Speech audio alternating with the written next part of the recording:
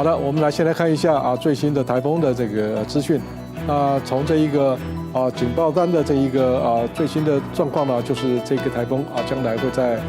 这个花莲的外海呢打了一个圈以后，继续往西北来移动。那可以看出来了目前这个暴风圈呢已经笼罩了全台湾了所以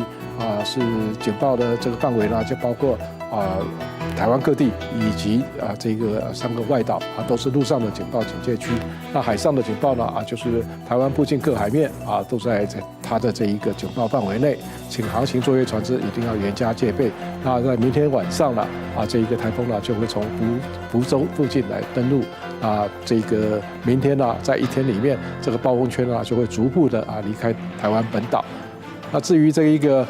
台风呢到目前为止呢给各地带来的雨呢可以看出来就是在太平山这一带的雨呢已经有将近1000毫米的雨量了。那中部以及这一个东部的山区呢都有500毫米左右。那根据预测资料呢，我们可以看出来就是在明天的这一个清晨呢各地的这一个风力呢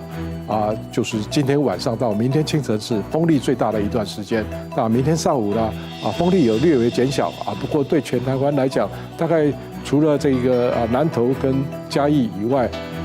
是比较达不到这个停班停课的标准，其他各县市都还是符合停班停课的标准，也就是说阵风有达到10级以上至于呢这一个风力的情形呢，到了下半天以后也会逐渐的减小。降雨的情形呢我们来看一下这一个气象局预估的这一个总雨量